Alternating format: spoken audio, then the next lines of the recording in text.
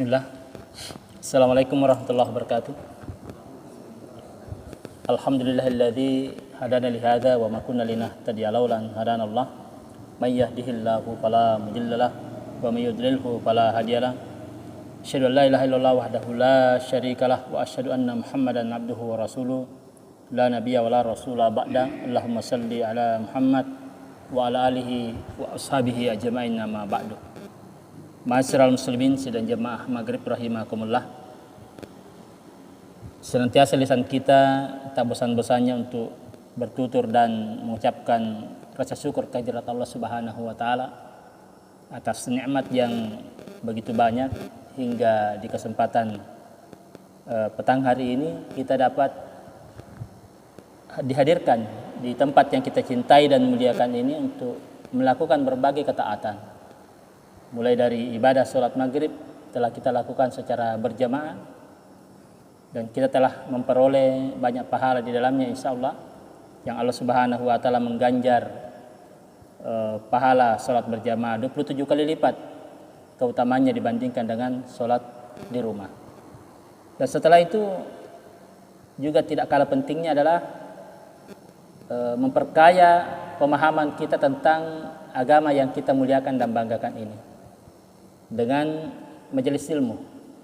Karena bagaimana mungkin kita bisa bangga dengan agama kita kalau kita tidak mengetahui dan memahami hal-hal yang berkaitan dengannya. Kita baru akan berbangga dengan agama ini ketika kita banyak tahu hal-hal yang luar biasa dari ajaran ini yang sangat berbeda dengan agama-agama lain yang dianut oleh umat manusia. Dan inilah yang menjadi rasa syukur kepada kita bahwa tidak saja Allah Subhanahu wa taala memberi kesehatan kepada kita pada petang hari ini, namun juga keinginan hati dan semangat untuk mau datang di rumah Allah Subhanahu wa taala untuk melakukan berbagai macam ketaatan-ketaatan. Salawat dan salam tercurah atas baginda Rasulullah Muhammad sallallahu alaihi wasallam, nabi yang kita cintai dan muliakan, diutus oleh Allah Subhanahu wa taala kepada kita tidak lain kecuali agar kita menjadikan beliau sebagai guru kita, ustadz kita, sebagai pengajar kita, sebagai pemandu kita, sebagai pembawa petunjuk, pembawa pelita, pembawa penerang yang ketika kita mengikutinya maka kita dapat kebahagiaan di dunia dan tentunya lebih-lebih di akhirat kelak insyaallah.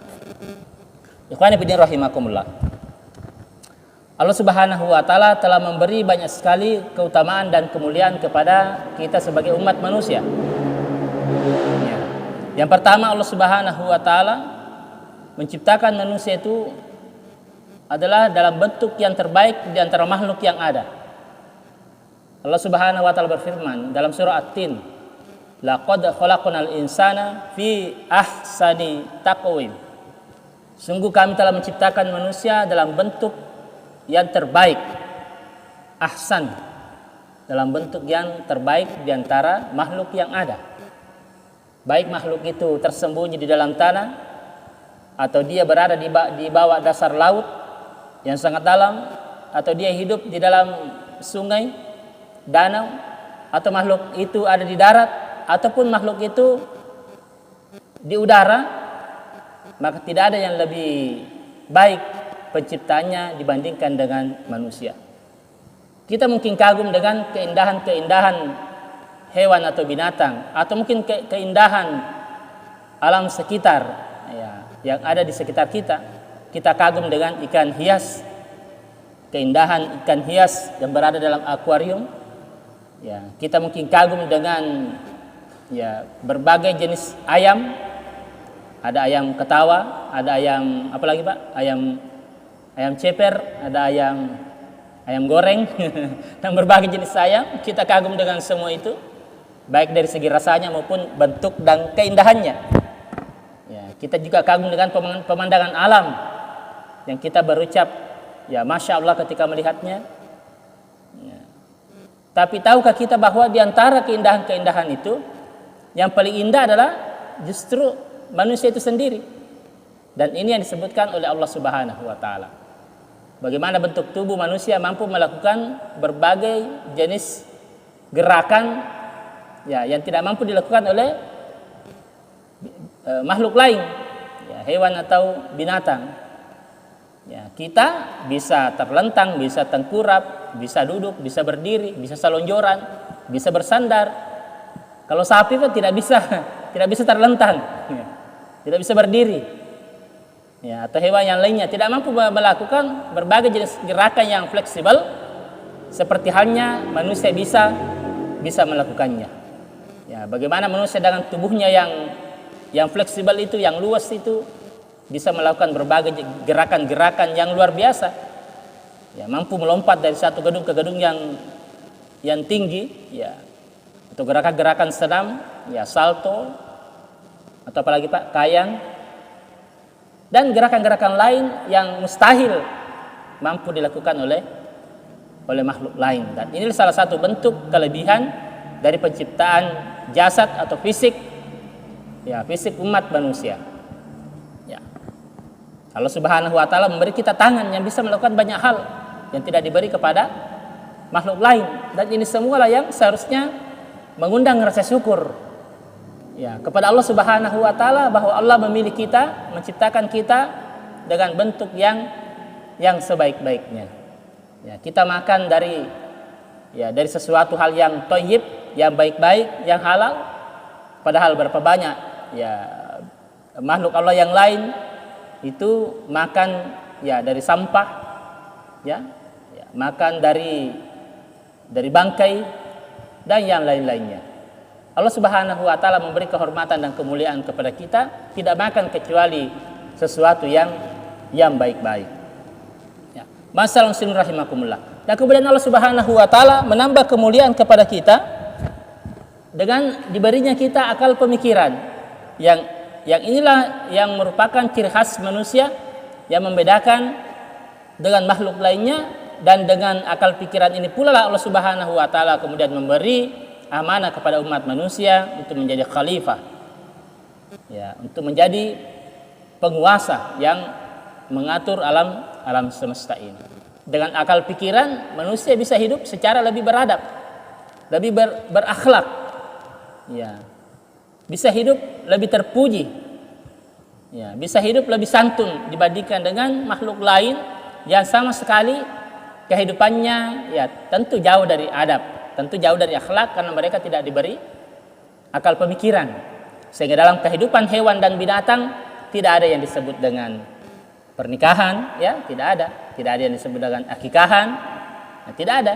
Begitu sang jantan menginginkan betina, maka langsung diserbu begitu saja, dieksekusi di tempat dan waktu yang sama, ya. Tidak perlu melamar, ya, tidak perlu ada uang panaik, dan tidak perlu ada akad, tidak perlu ada pernikahan. Tapi manusia dimuliakan oleh Allah Subhanahu wa taala. Tidak hidup seperti hewan. Manusia punya akal pemikiran yang dengan akalnya itu ya dia kemudian bisa memikirkan dalam kehidupannya hal-hal yang bermartabat sebagai layaknya seorang manusia. Kemudian kenikmatan yang lain yang Allah Subhanahu wa taala berikan kepada umat manusia adalah kemampuan dia berkomunikasi, kemampuan dia berbicara, kemampuan dia menyampaikan. Ya, allamahul bayan dalam sebuah ayat dalam surah Ar-Rahman. Ar-Rahman allamal Quran, khalaqal insan, allamahul bayan. Allah Subhanahu wa taala mengajarkan kepada manusia untuk mampu menyampaikan, untuk mampu menjelaskan, untuk mampu berbicara, dan ini adalah nikmat yang besar. Bayangkan kalau kita tidak mampu menyampaikan, tidak mampu berbicara. Ya. Kita kadang menginginkan sesuatu, tapi ya, dengan cara apa kita menyampaikan kalau kita tidak mampu berbicara? Ya. Dan inilah karunia yang diberikan oleh Allah yang membedakan dengan makhluk yang lainnya. Tidak ada makhluk yang lain yang diberi keistimewaan seperti itu selain umat manusia. Luar biasa. Karunia demi karunia Allah Subhanahu wa taala ya berikan kepada kita semua yang kesemuanya itu seharusnya menjadikan kita lebih bersyukur dan lebih bersemangat lagi untuk beribadah kepada Allah Subhanahu wa taala. Ya. Kemuliaan apa lagi Pak setelah itu? Adalah sesuatu yang jauh lebih mulia lagi daripada karunia-karunia yang saya sebutkan tadi, yaitu kemuliaan al-Islam. Allah Subhanahu wa taala memuliakan umat manusia dengan Islam. Ya, sebesar apapun karunia yang Allah Subhanahu wa taala berikan kepada kita, kalau kita jauh dari Islam, maka sama sekali tidak ada artinya kenikmatan-kenikmatan yang saya sebutkan tadi. Tidak ada artinya. Ya, makanya Imam Ibnu Qayyim Al-Jauziyah membagi nikmat itu ke dalam dua bahagian. Nikmat yang mutlak, nikmat yang hak, ya, dan nikmat yang nisbi, nikmat yang fana, nikmat yang sementara. Nikmat yang nisbi, ya, nikmat yang fana atau sementara adalah nikmat-nikmat yang saya sebutkan tadi. Allah beri kepada kita fisik yang kuat, kesehatan, penglihatan, pendengaran, ya. Allah beri kita keluarga, ya, istri, anak. Allah beri kita harta, punya rumah, punya mobil, ya, apalagi Pak? Semua itu nikmat, ya betul nikmat yang harus kita syukuri, tapi sifatnya itu sementara. Semua akan meninggalkan, kita akan meninggalkannya atau dia akan meninggalkan kita. Kesehatan kita akan berangsur sedikit demi sedikit pasti hilang dari diri kita. Semakin bertambah umur kita, maka semakin rapuh tubuh kita. Penyakit demi penyakit pun mendatangi kita. Walaupun dahulu kita di usia muda adalah orang yang sangat kuat, orang yang sehat, yang tidak pandang bulu terhadap pekerjaan, ijama manang, namun maga watan nasi di jama-jamang ijama manang, maga tanah nasi di orang parang yakka manang, nasabak fore mofi, malolo mofi, mawata mofi. Tapi ya, tahun berganti tahun Allah Subhanahu wa taala kemudian mencabut nikmat kekuatan dan usia muda itu sedikit demi sedikit. Hingga akhirnya Allah Subhanahu wa taala kemudian pun mewafatkan kita hingga kita meninggalkan dunia ini. Begitulah keadaan nikmat yang sifatnya nisbi, yang sifatnya fana, yang sifatnya sementara, pasti akan berlalu. Kullu man 'alaiha fan. Ya, segala sesuatu di muka bumi ini pasti akan binasa. Wa yabqa wajhu rabbika dzul jalali wal ikram. Yang kekal itu hanyalah zat Allah Subhanahu wa taala yang memiliki keagungan dan kemuliaan. Kemudian nikmat yang abadi, nikmat yang hak, yang hakiki adalah ya nikmatul Islam. Karena nikmat inilah yang mengantarkan kita kepada kebahagiaan yang hakiki. Ya, makanya dalam surah Al-Maidah di ayat ini termasuk ayat yang turun di akhir-akhir kehidupan Rasulullah. Termasuk ayat yang turun yang paling akhir di antara ayat-ayat Al-Quran. Ya, apa itu? Sebuah ayat yang mengatakan al-yauma akmaltu lakum dinakum wa atmamtu alaikum ni'mati wa raditu lakumul islam madina. Yang artinya al-yauma akmaltu lakum dinakum. Pada hari ini telah kusempurnakan untukmu agamamu. Wa atmamtu alaikum ni'mati, dan telah kucukupkan nikmatku untukmu. Wa raditu lakumul islam madina, dan telah kuridhoi Islam ini ya sebagai agama bagi kalian. Ya, ayat ini sangat berkesan. Karena kenapa? Bahkan orang Yahudi pun pernah mengatakan kepada Umar ibn Khattab, ya, engkau nasa sedi ayat nasa turun, risesena nasang umat selenge, bendenge yero ayat turun risesena umat Yahudi. Atina bendenge Yahudi lolongat toy ayat papada lisak na yero nang ayat ubaca. Maka Yahudi akan menjadikan hari turunnya ayat itu sebagai hari raya dan akan selalu diperingati. Begitu pentingnya makna yang terkandung Pak?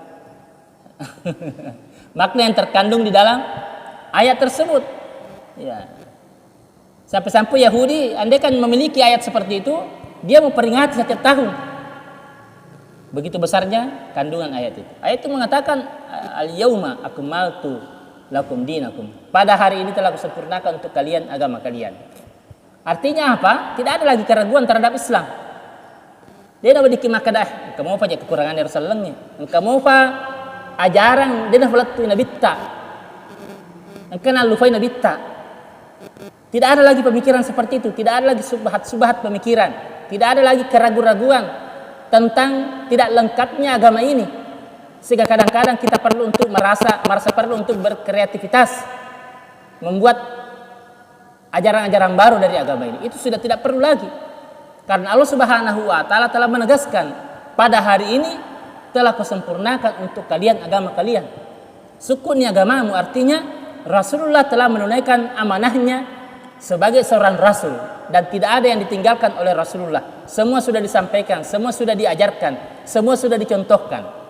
Maka ini menjadi penguat keyakinan ya bagi kita umat Islam tentang sempurnanya agama Islam ini. Wa atmamtu alaikum ni'mati, dan telah kucukupkan untukmu nikmatku, kata Allah Subhanahu wa taala. Dengan apa Allah Subhanahu wa taala cukupkan nikmatnya kepada umat manusia? Yaitu dengan al-Islam. Sebagaimana Allah mengatakan, wa raditu lakumul Islam madinah, dan aku ridhoi Islam itu sebagai agama bagi kalian. Maka inilah nikmatul Islam, nikmat yang terbesar bagi kita.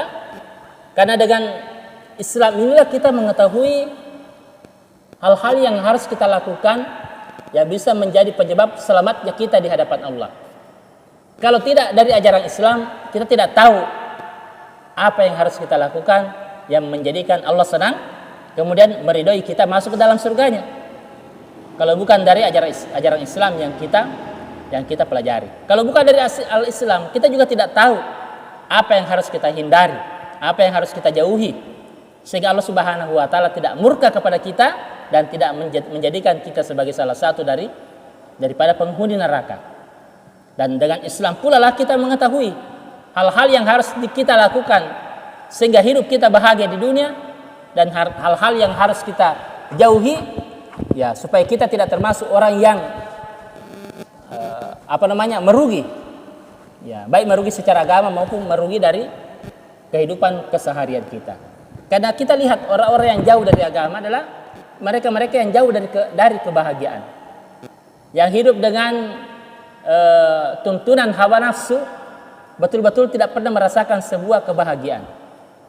Ya, kita sering melihat ya bagaimana, ini satu contoh saja, ibu-ibu itu suka melengkapi barang-barang pecah belahnya di rumah. Nah, wajar pelengkap ya barang-barang pecah belahnya. Nah, sehingga selalu ya beli apalah supaya peralatan dapur itu lengkap. Tapi coba kalau ibu-ibu biasa marah dan bertengkar dengan suami, sering-sering mungkin kita mendengar ada piring yang melayang, ada gelas yang terbang. Ya, kenapa bisa seperti itu? Ya, kenapa bisa? Padahal ya wata-watani pada pungi yero gagay. Ya, kita membelinya dengan mengeluarkan uang. Ulongka ya lelengnya yesiro kosiro TV dita. Tapi kenapa kalau dalam kondisi marah, dalam kondisi bertengkar, seseorang itu bisa merusak sesuatu yang tadinya dia menyukainya. Ya, seorang suami, ya biasa terko masa selahu laki si bawa benena, biasa banting pintu pak ya, biasa gitu. Padahal pintu itu kita sendiri yang datang ke tukang memesannya, ya. Kita pesan kasih model seperti ini yang terbaru, yang minimalis, dari bahan kayu yang bagus. Ya, kita sangat teliti, kita cat dengan warna yang bagus juga. Ya, bukan cat sembarangan. Tapi ketika kita mungkin marah di rumah, barangkali karena sebab-sebab yang sepele, ya kehilangan kunci motor lah dan seterusnya, kadang-kadang seorang suami itu membanting pintunya sampai rusak atau sampai hancur. Ya, kenapa seperti itu? Itulah bimbingan hawa nafsu. Maka orang yang jauh dari Islam, maka kemungkinan besar kehidupannya itu akan dituntun oleh hawa nafsunya sendiri. Dan hawa nafsu itu sangat berbahaya. Kata Allah Subhanahu wa taala, innan nafsa la'ammaratun bisu. Nafsu itu suka menyuruh kepada keburukan, suka menyuruh kepada kejahatan. Begitulah keadaan nafsu, dan Allah Subhanahu wa taala sengaja membuat seperti itu sebagai bahan ujian, sebagai bahan cobaan bagi hambanya. Siapakah yang lulus berperang melawan hawa nafsu tersebut, dan tidak akan lulus kita kecuali dengan bimbingan ajaran Islam. Karena disitulah kita dituntun dan dibimbing bagaimana cara mengalahkan hawa nafsu tersebut, bagaimana gerak-gerik hawa nafsu itu, dan bagaimana keterlibatan makhluk lain, yaitu jin sesat, anak buah iblis yang punya misi abadi, ingin menyesatkan umat manusia. Kita yang tidak belajar agama dan tidak terlalu mendalami al-Islam ini tidak akan pernah waspada dengan keberadaan makhluk yang satu ini. Percayalah bahwa kita punya musuh abadi yang berjanji kepada Allah Subhanahu wa taala akan menjadi musuh selamanya bagi umat manusia dan akan terus berusaha keras bagaimana menyesatkan umat manusia supaya banyak di antara kita menjadi teman-teman iblis nanti di neraka. Dan kita tidak sadar itu kalau kita tidak belajar secara intens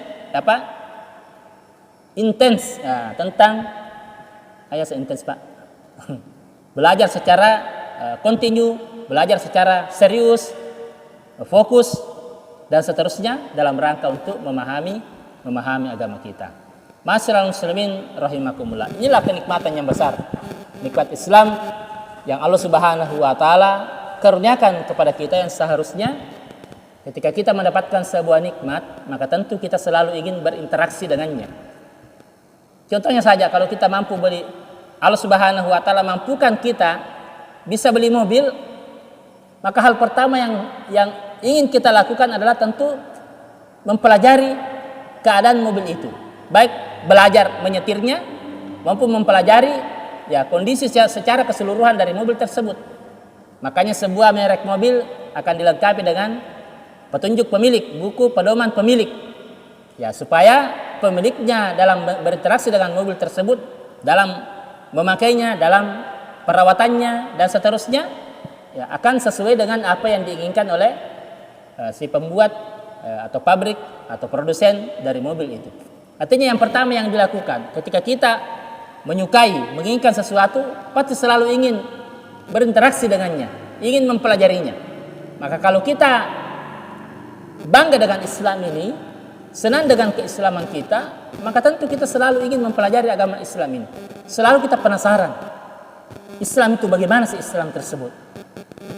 Selalu ingin tahu, selalu ingin belajar, selalu ingin menuntut ilmu. Seperti itulah seharusnya kaum muslimin ini terhadap agamanya. Yang kedua Pak kalau kita punya mobil baru, Allah Subhanahu wa taala memampukan kita bisa membeli mobil baru, tentu saja kita tidak hanya sekedar ingin memakainya sendiri. Kita juga ingin bahwa orang-orang yang kita cintai juga bisa ikut menikmati mobil tersebut. Makanya kita sering keluar, bawa keluarga, bawa istri, bawa anak, bawa sepupu, bawa orang tua, bawa paman, bawa bibi, bawa tetangga, kita bawa teman-teman kita, kalau mau ngoto-ngoto umpamanya, kemanapun ada acara kita panggil teman, karena kita ingin orang lain juga menikmati seperti apa yang kita nikmati. Demikian juga dengan al-Islam ini, ketika kita sudah memahami betul bagaimana Islam itu sebagai agama yang indah, yang akan menjadi penyelamat bagi umat manusia, maka kita tidak merasa cukup kalau kita hanya yang mengetahui dan memahami al-Islam itu.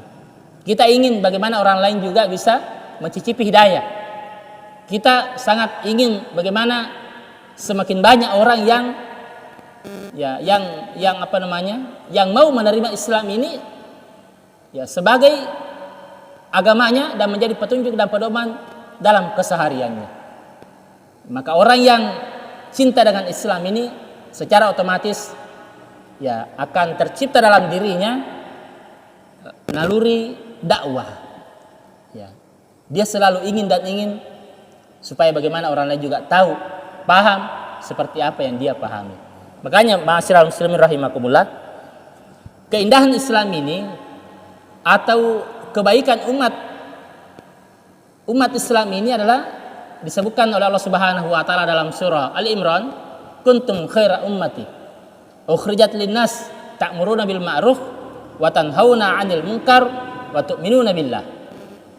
Kata Allah Subhanahu wa taala, kuntum khaira ummah, kalian adalah umat yang terbaik. Jadi umat Islam ini adalah umat yang terbaik di antara umat-umat yang ada. Dengan ciri-ciri ukhrijat linnas, yang dilahirkan atau ditampilkan di tengah-tengah manusia dengan memiliki karakter atau sifat-sifat atau ciri-ciri. Apa itu? Ta'muruna bil ma'ruf wa tanhauna 'anil munkar wa tu'minuna billah. Yaitu selalu menyampaikan al-ma'ruf. Ya, ta'muruna bil ma'ruf. Selalu menyuruh atau menyampaikan atau mengajak orang lain kepada sesuatu yang baik. Jadi seseorang yang benar keislamannya itu selalu berusaha mengajak orang lain kepada kebaikan. Ya. Seperti acara seperti ini Pak Ta'lim, walaupun beberapa orang saja, mudah-mudahan tidak terhenti kegiatan ini karena ini adalah sebuah kebaikan. Ini adalah majelis yang dibanggakan oleh Allah Subhanahu wa taala, yang para malaikat akan turun dan ikut meramaikan majelis-majelis yang seperti ini. Mungkin tak terlihat, bukan mungkin saja Pak ya, memang tak terlihat malaikat itu di hadapan kita, bahkan mungkin masjid ini dipenuhi oleh mereka. Karena mereka sangat cinta dan mendoakan orang-orang yang senantiasa hadir dan ikut dalam sebuah majelis taklim. Karena majelis inilah yang menjadi jalan pintas untuk menuju surga Allah Subhanahu wa taala. Sebagaimana sabda Rasulullah, "Man salakah tariqan yaltamisu fihi ilman, sahalallahu lahu tariqan ilal jannah." Barang siapa yang memudahkan dirinya ya menuju kepada sesuatu yang di dalamnya ada ilmu, maka Allah Subhanahu wa taala memudahkan jalannya untuk memasuki surga Allah Subhanahu wa taala. Ya. Masalah muslimin semoga dirahmati Allah Subhanahu wa taala. Ya, maka inilah yang yang selalu kita berdoa dalam salat-salat kita, ihdinas siratal mustaqim. Tunjukilah kami ke jalan yang lurus. Ya, jalan yang lurus itu al-Islam. Kita selalu minta kepada Allah Subhanahu wa taala supaya selalu berada dalam agama ini, supaya diteguhkan hati kita, diteguhkan kaki kita, supaya tidak lagi terpeleset ke dalam kesesatan setelah kita mendapatkan petunjuk dari Allah Subhanahu wa taala. Kita selalu memohon kepada Allah, ihdinas siratal mustaqim. Tunjukilah kami kepada jalan yang lurus. Mungkin kita bertanya, kenapa kita selalu berdoa minta hidayah ke jalan yang lurus? Karena kita tidak tahu, ya, kita tidak tahu dengan akhir dari kehidupan kita. Mungkin saat ini kita masih bisa istiqomah, masih bisa melaksanakan ibadah salat berjamaah dan seterusnya, tapi besok-besok belum tentu kita berada dalam keistiqomahan. Karena iman itu sifatnya naik dan turun. Ya, iman itu tidak tetap. Iman itu kadang menguat, kadang melemah, dan begitulah keadaan umat manusia. Ya, pernah satu ketika seorang sahabat yang bernama Hanzalah ini salah satu dari sahabat utama, karena dia juga penulis wahyu. Jadi kalau Rasulullah turun kepadanya ayat Al-Quran, maka termasuk beliau yang dipanggil oleh Rasulullah untuk menuliskan ayat-ayat yang turun. Tapi siapa yang menyangka bahwa orang seperti beliau pun mengalami penurunan iman. Dulu maka daki wah menyaman sahabat tulis tetaro tepat dan sahabat magi tulis di bawah nabi kita. Ya, selalu ketemu Rasulullah. Kalau seperti itu pendapat kita, maka tidak ada lagi orang kafir di zaman Rasul. Tidak ada lagi orang munafik di zaman Rasul. Kenyataannya ada orang kafir, ada orang munafik. Padahal ya, yang menceramahi mereka adalah Rasulullah. Ustadz mereka adalah Rasulullah. Yang pengkhutbahnya, khatibnya adalah Rasulullah. Tapi masih saja di antara mereka tidak semuanya beriman. Itu artinya bahwa hidayah betul-betul di tangan Allah Subhanahu wa taala yang hanya diberi kepada mereka yang pantas untuk menerimanya. Nah, Hanzalah ini selalu merasakan suatu perubahan iman. Ya, suatu ketika dia ketemu dengan Abu Bakar As-Siddiq. Abu Bakar mengatakan, ya, apa kabarmu? Bagaimana keadaanmu? Maka Hanzalah mengatakan, Hanzalah telah melakukan kemunafikan. Munafik kak nasengia. Ya, kada Abu Bakar magai. Nasayero nasengia nareko riolona kak nabita. Bekalinga nabita nasa macerama, narampe suruga si bawah neraka. Nasamana je nasa angkadi koyoloku iero suruga si bawah neraka. Samana nasa tabajo di kumataku iero suruga si bawah neraka. Menurut Andre nasa tapaku nareko kok iolona nabita. Nekin ada kulai suka arja majamaku, le suka di keluargaku, ri beneku, ri anakku, bijakku, tak lupa kasih nasan. Ya, tak lupa kasih. Maka dia Abu Bakar, namun ya aku tutup. Ya, akhirnya mereka pun berdua datang kepada Rasulullah untuk mempertanyakan ini. Apakah ini sebuah kemunafikan? Apakah turunnya iman seperti itu adalah ciri sebuah kemunafikan? Maka begitu Hanzalah menghadapkan permasalahan ini kepada Rasulullah, maka Rasulullah pun mengatakan bahwa andaikan keadaanmu Hanzalah sama ketika berada di depanku dengan ketika jauh dariku, sama keadaannya, imanmu tetap tidak menurun, maka malaikat akan menjabat tangan-tangan kalian di tempat-tempat tidur kalian, di jalan-jalan kalian, atau di manapun. Ya, artinya, ya, benengnya nasen tetap ia tapakmu majama no malaikat. Artinya manci malaikat itu. Ya. Karena hanya malaikat yang tetap keimanannya, yang tidak berkurang dan tidak bertambah. Hanya malaikat yang seperti itu. Adapun manusia, kalau dia manusia, maka keimanannya itu kadang turun, kadang naik. Maka Rasulullah mengatakan saatan. Ada saatnya iman menguat, ada saatnya iman menurun. Yang penting ketika menurun itu jangan tinggalkan hal-hal yang wajib. Dari kutuk-kutuk si jam yar sunnah yang penting deta salah yar wajib. Insyaallah tidak akan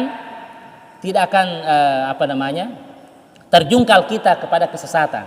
Kalau kita masih menjaga yang wajib-wajib ketika keimanan kita turun. Ya, ada kadang-kadang kita malas ikut taklim, kadang-kadang kita malas sholat sunat, kadang-kadang malas puasa sunat. Ya, itu wajar saja sebagai seorang manusia, tapi jangan biarkan diri dalam kondisi seperti itu terus menerus. Maka meto hero tunne hero tappa loyolat lekisat dingiro. Keimanan kita turun drastis, tapi ketika kita masih melakukan hal yang wajib-wajib, maka kemungkinan untuk bisa kembali menguatnya keimanan itu masih sangat memungkinkan.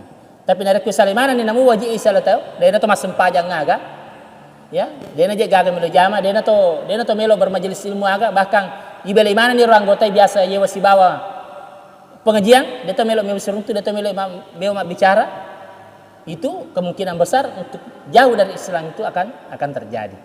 Makanya hal-hal yang harus kita lakukan ketika kita dalam kondisi futur, dalam kondisi lemah, ya tetap lakukan hal yang wajib itu tadi, supaya kita tidak terlalu jauh dari kefuturan tersebut.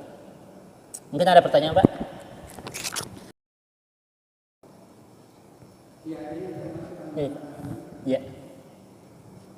Ya.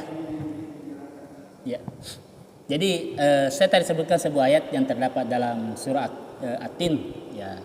Laqad khalaqnal insana fi ahsani taqwim.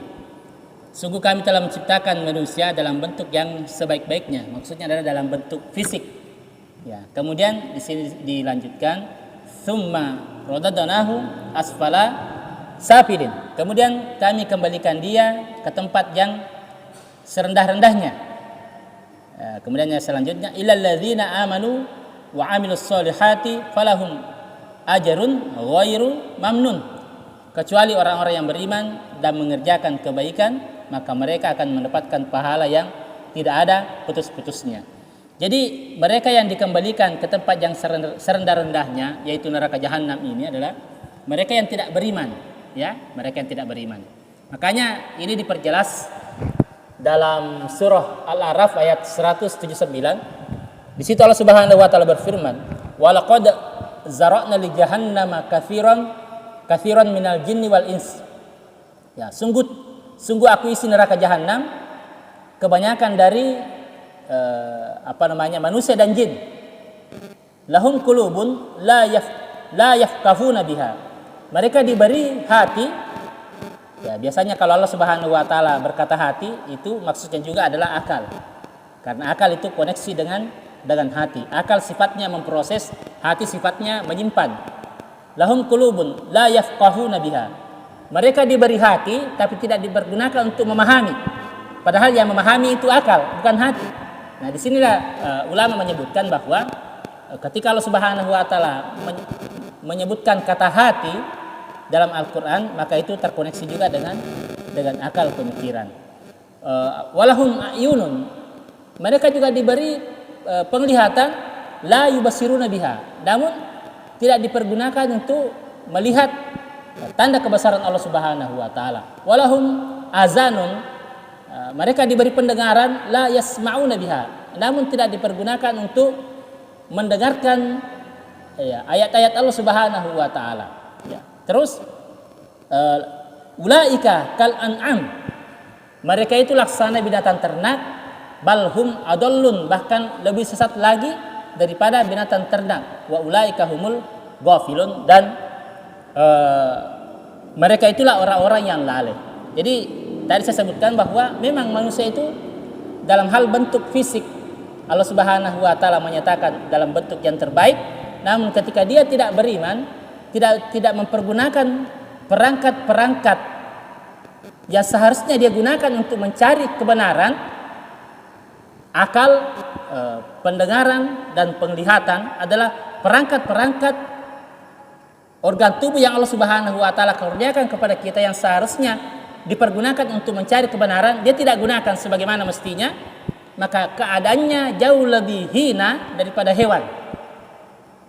Karena ketika hewan tersesat, wajar dia tidak memiliki akal. Dia tidak memiliki akal, maka wajar saja. Tapi kalau manusia tersesat, lebih bejat kelakuannya daripada hewan, maka tentu kita mengatakan, wah, bagaimana mungkin dia memiliki akal? Engkau pikirannya, mana kerja dia pikir, tegi murna taruh pikirannya, tegi murna taruh sekolahnya. Biasa kita berkata seperti itu ketika kita menemukan kelakuan-kelakuan yang tidak semestinya dilakukan oleh seseorang yang seperti binatang. Dan kita tahu bahwa Allah Subhanahu wa taala mengeruniakan akal kepada manusia harusnya lebih beradab daripada hewan.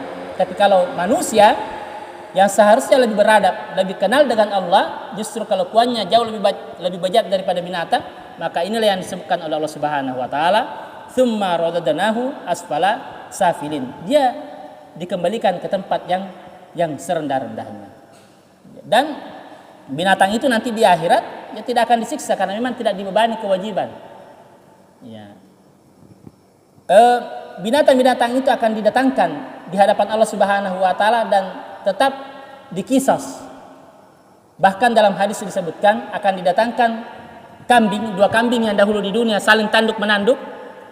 Mungkin ada kambing yang teraniaya karena dia tidak memiliki tanduk, ditanduk oleh kambing yang punya tanduk. Maka akan didatangkan dua kambing ini, dan kambing yang terzolimi tadi karena tidak punya tanduk itu akan menanduk kambing yang telah menanduknya. Setelah dikisos, kemudian dimusnahkan. Tidak ada yang masuk surga dan tidak ada yang masuk neraka. Jadi kadang-kadang kita mendengar ada cerita tentang masuk surganya seekor anjing yang ikut kepada pemuda-pemuda Ashabul Kahfi. Saya telusuri persoalan ini bahwa ada binatang masuk surga. Namun saya belum mendapatkan dalil bahwa ada binatang yang masuk surga. Tentang anjing yang tadi itu belum saya temukan dalil yang sahih bahwa apakah anjing itu masuk surga. Walaupun sering kita mendengarkan, taman surga ya Rasul nasabah nacer ya dia ikuti pemuda-pemuda yang soleh. Jadi ma'asyiral muslimin, semoga dirahmati Allah Subhanahu wa taala. Nikmat yang diberikan oleh Allah Subhanahu wa taala itu berbanding lurus dengan kewajiban kita untuk mensyukuri nikmat tersebut dan menggunakannya dalam ketaatan kepada Allah Subhanahu wa taala. Tentu binatang tidak akan dituntut sebagaimana manusia dituntut, karena manusia diberi akal pemikiran. Makanya penyesalan umat manusia adalah ada sebuah ayat yang mengatakan lau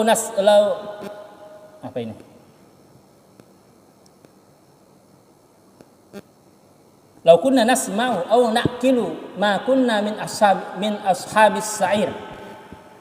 Jadi penghuni neraka nanti, umat manusia menjadi penghuni neraka mengatakan lau kunna nasma'u, andaikan dahulu di dunia kami termasuk manusia yang mau mendengarkan peringatan, au na'qilu, atau mau mempergunakan akal pemikiran kami, ma kunna min ashabis sa'ir, tentu kami tidak akan menjadi penghuni neraka yang menyala-nyala.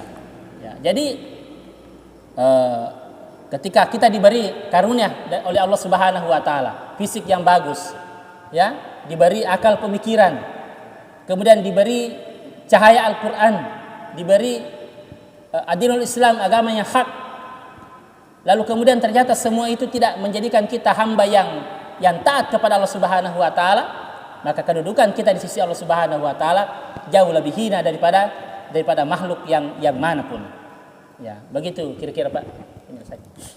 Mungkin waktu barangkali sudah tidak memungkinkan untuk kita melanjutkan.